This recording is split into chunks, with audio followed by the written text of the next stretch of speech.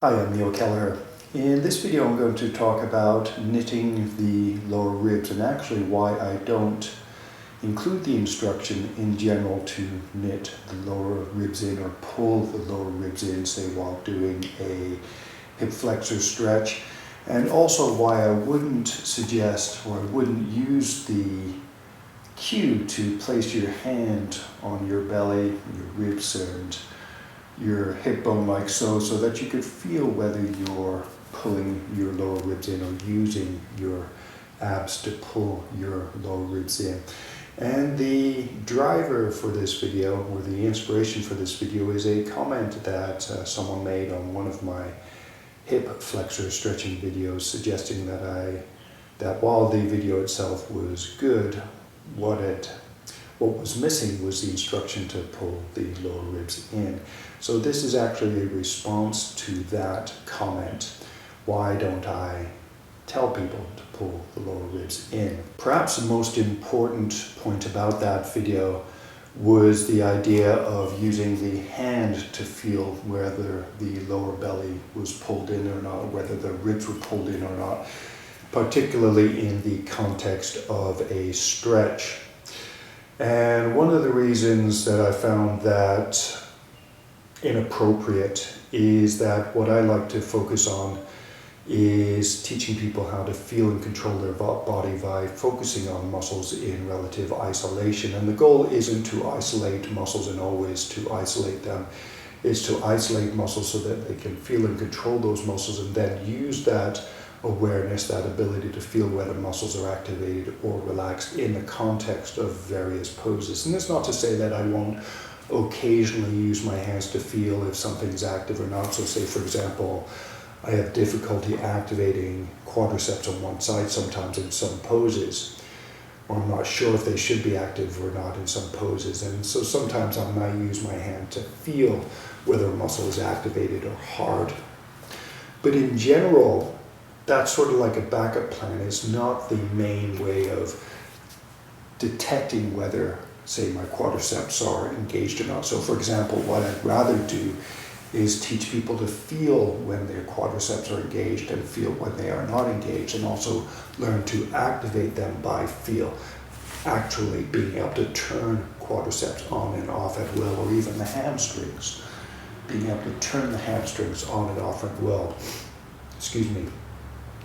And a while back, the focus was on the transverse abdominis muscle, and that's a muscle that you can divide into three parts. One across the hips, one across the midsection, between the rib cage and the hip bones, and one across the lower band or the lower half of the rib cage. And in that video, I actually taught about how to activate the transverse abdominis to help stabilize the hip bones and the SI joints, how to create sensation how to stabilize the hip bones and the rib cage, and to tie that all together by also pulling the middle section in. And so basically, if you learn to use the transverse abdominis, if you learn to feel it activate, then you don't really need to use your fingers to feel whether or not you pulled the lower ribs in. You can feel it. So for example, if I pull in the lower band of the transverse abdominis, I can feel the sensation at the back of my sacrum, my SI joints. If I pull the lower ribs in by using the upper transverse abdominis, I can feel my upper ribs being pulled in. I can even feel some sensation at the bottom of my rib cage. And if I pull the lower belly in, if I pull the middle belly in, I can feel that on the midsection of the lumbar spine. And actually, I'd suggest that pulling in the middle section tends to activate the upper and lower parts of the transverse abdominis anyway. And even if the idea of pulling the lower ribs in isn't to activate the transverse abdominis, say it's to activate the external obliques or the internal obliques, in general, when you activate the transverse abdominis, particularly when you pull it in past the border of the rib cage, you're actually adding tension to the other abdominal muscles, the obliques, the rectus abdominis, particularly if you pull past the border of the rib cage and the pelvis. And so because you're actually shortening the other abdominal muscles by pulling past the border of the rib cage, those muscles will resist.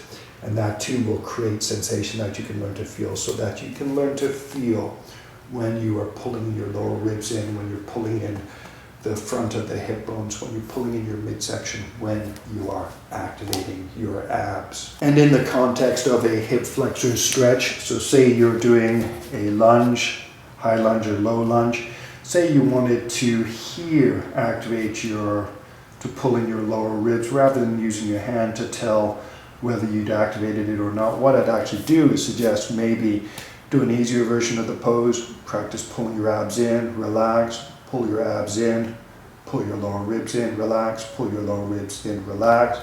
Then go into a harder version of the pose, pull in, relax, pull in, relax. Go into it as deep as possible, pull in, relax, pull in, relax. So whether it's doing that pose, something like this, pull in, relax, so perhaps with the leg relaxed, pull in, relax, pull in, relax, pull in, relax, etc. So I'd sooner teach, if that particular muscle activation was so important in the context of a pose, I thought it was more important, I would teach it in a variety of exercises from easier to harder, so that the person could learn to feel it both outside the context of any exercise, so just by itself, but then in the context of various poses. So another point then is, why is it so important to activate the abs? Why is it so important to pull the lower ribs in? And it may be to protect the lower back. So in any hip flexor stretch, particularly if you're stretching the psoas, can be important to protect the lumbar spine, because the psoas attaches to the lumbar spine. But also if your focus is on the hip flexors that attach to the asics, or the rectus femoris, tensor fascia lati, sartorius, it could also be important to pull the lower ribs in, because by doing that you're actually creating an upward pull on the asics, which then resists which actually helps to anchor those very hip flexors, so that then they can activate or relax as required, even as you stretch them. So you can stretch them while they're being active, you can stretch them while they are relaxed. But in any case, by pulling in on the abs, you can potentially anchor the asics, and you could, quote, protect the lumbar spine. So why don't I tell you to do that? Because an important point about muscle control isn't about control in general, isn't always just to activate the abs. I'd suggest a more important idea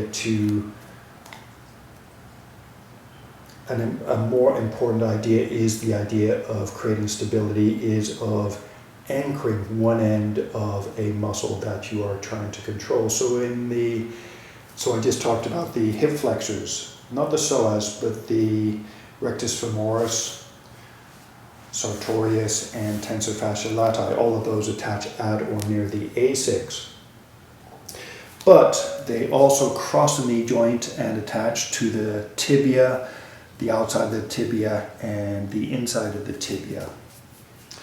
And two of those muscles, sartorius and tensor fascia lati, actually can be used from a stable hip bone to help control rotation of the shins relative to the knees, and actually can help control, if you're standing on your feet, control rotation of the shins relative to the feet. So, do you always need to anchor those muscles by pulling in the abs? Not necessarily by anchoring the lower ribs. One option is to stabilize the ankle. If you stabilize the ankle and foot, you're helping to stabilize the shin against rotation, thus giving those muscles a stable anchor point from which to work on the hip bone. So if the foot and ankle is stabilized, those hip flexor muscles and a bunch of other muscles that attach across the knee joint and from the lower leg bone to the hip bone, those have a stable anchor from which to work on the hip bone. You thus have control of the hip bone, and if the hip bone is controlled, then your abs have a stable anchor from which to work on the rib cage. So I'd suggest the more important point is not always just activating the abs just because you're told to, because you're acting like a robot, but to focus on the idea of stability. Where is the stability coming from? If you're standing, you could work at creating stability from the ground up. Make your feet stable, make your knees stable, make your hips stable. In either case, you provide an anchor point for muscles. You provide an anchor point for muscles because there's overlapping muscles. If you have at least one anchor point, then there is a potential that you've got enough stability in your body that your brain can control the rest of your muscles effectively. If you can feel your body, if you can notice when your lumbar spine, if muscles that act on your lumbar spine, if you get pain in your SI joints, lumbar spine, thoracolumbar junction, if you get pain in any parts of your spine or discomfort, it's a good indication that you need to be doing some sort of muscle control action, and that can involve stabilizing some part of your body so that your muscles are effectively anchored, so that no muscle is overworked, because all the muscles have the ability to turn on or off at will.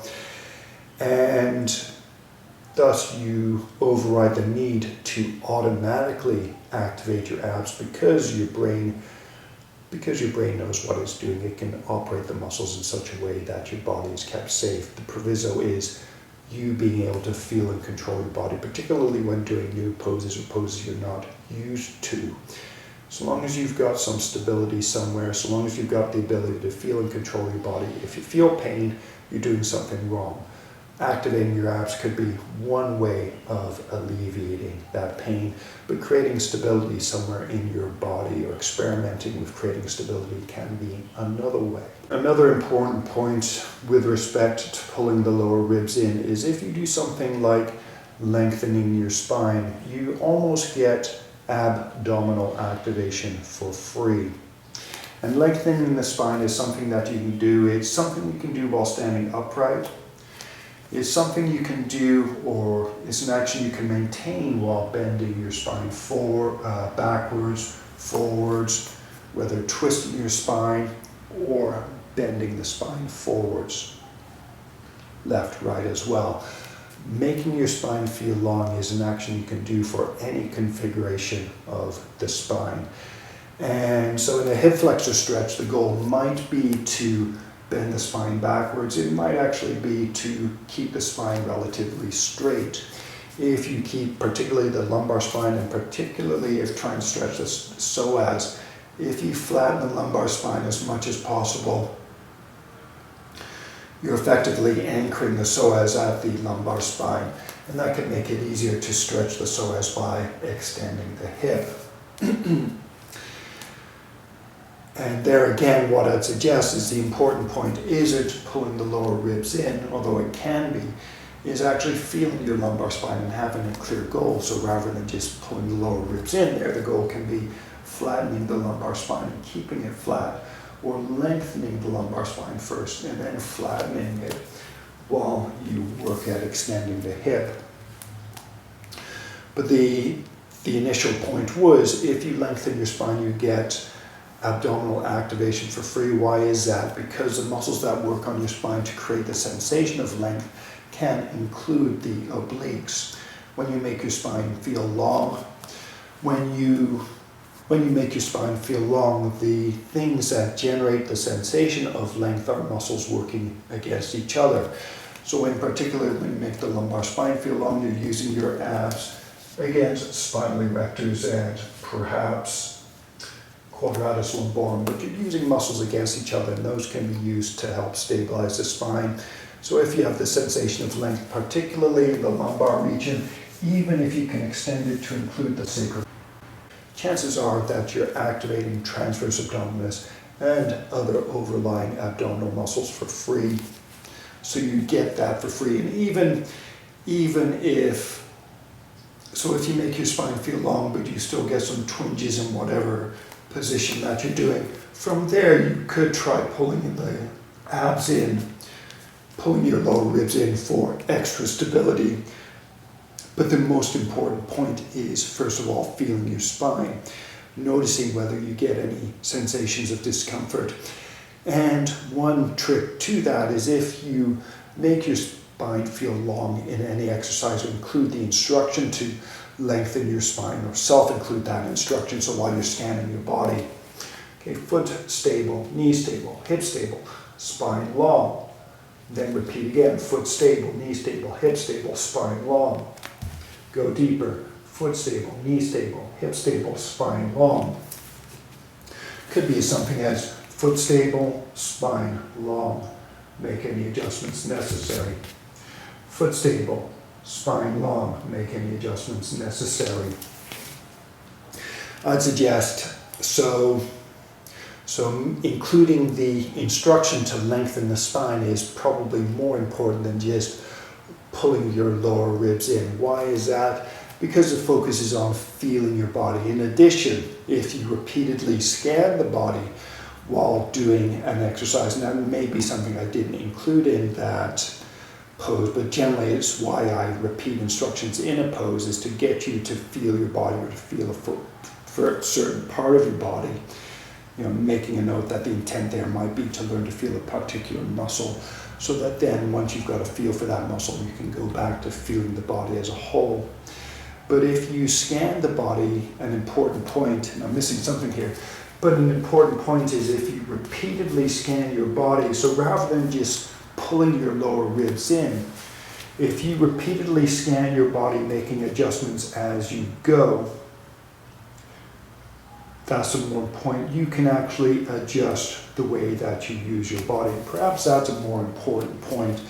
Rather than just knitting the ribs in, if you can feel something like your abs activating, if you practice activating, practice feeling, you can actually fine-tune the amount of ab activation. So rather than just pulling the ribs in, you can vary the amount of pull, you can vary how you position, say, the position of your rib cage, the amount of hardness, so that you're using just the right amount for whatever pose that you are doing. So there's probably a lot of information here. There's a lot, and if you actually watch the whole thing, congratulations again. So perhaps the overlying point here is what I'm trying to teach as a yoga teacher, as a YouTube, as me, Neil Kelleher. What I'm trying to teach is avoiding the use of rote instruction. Pull your ribs in, do this, do that. Instead, what is lengthening the spine? That's a rote instruction. Yes, it's an instruction, but lengthening the spine is an instruction that includes an action, but it also includes an instruction to feel your body. So here again, rather than just lengthening your spine, the idea is to lengthen your spine, but then to feel your spine because it's lengthened and make any adjustments to it. So perhaps in an earlier video I've talked about the first goal is to generate sensation first, learn to feel when your spine is long. Once you can do that, the idea can be to fine-tune the lengthening. So it's not maximally lengthened, neither is it relaxed. It's somewhere in the middle, and that somewhere in the middle is going to vary depending on what you're doing. It's going to depend on the mood you're in on the day. So the idea is to help bring some intelligence to the way that you practice using your body. And one way to do that is to focus on parts of your body in isolation, so learning to activate the abs, learning to feel the rib cage, for an example. Learn to feel when your rib cage is bent back, forward, left or right, even whether it is twisted. And that's actually something that relates to previous videos where I've been talking about the shoulders. If you can feel your rib cage without having to use your hands, I should point out my hands are cold this morning, so that's very uncomfortable. If you can feel your rib cage without using your hands to feel what your rib cage is doing, if you can learn to feel your rib cage just by virtue of the muscles that are activating as you use it, that's a much better, I think that's much more beneficial than just putting your hands on your waist to feel whether you've activated your abs, say for example. If you can feel your body and control it, you can come to your own decisions as to what to do. If you can feel your body control it and you have pain in certain parts of your body, you can do what's necessary. Create stability, create length, vary where you create stability so that you can alleviate pain. Make slight adjustments to parts of your body. So once you have feel, make adjustments and use those adjustments to vary what you're doing so that you can eliminate pain, so that you can use your body effectively in whatever it is that you're doing. And if you can't make adjustments, if you can't alleviate pain, maybe try to reduce the depth of the pose, reduce the intensity. So if in this pose you can't, it hurts, go into an easier version of the pose. Make some adjustments, create stability, create length, make adjustments, see if that helps. Then once you can do it in an easier version of the pose, go into a deeper version of the pose and scan your body repeatedly. So rather than pulling your ribs in, scan your body, work from the ground up or work from the spine out. So it's not a bad thing to pull your ribs in if it's part of your idea. And that was one of the points. If you're working on stability or if you're working on scanning your body, one way is to work from the ground up. So you could stabilize your feet and ankles first, and then your knees, then your hips, and lengthen your spine. You could, if you choose, work from the spine out. So make your spine long and or pull your lower ribs in if you choose. Adjust. And then from there, work on your hips, knees, feet, shoulders, elbows, hands. So that is an option. But the point is, know what it is that you are trying to do. You know, unless you're going to some class or something and you just want to be told what to do, in which case, remember to knit your ribs in. Anyway, thank you very much for watching. For more tips on this, for more on learning to feel your body, for discrete exercises for learning to feel different parts of your body so that you can use them in the context of different poses or actions without necessarily having to think about it, check out my Patreon channel. Anyway, thank you very much for watching. Namaste.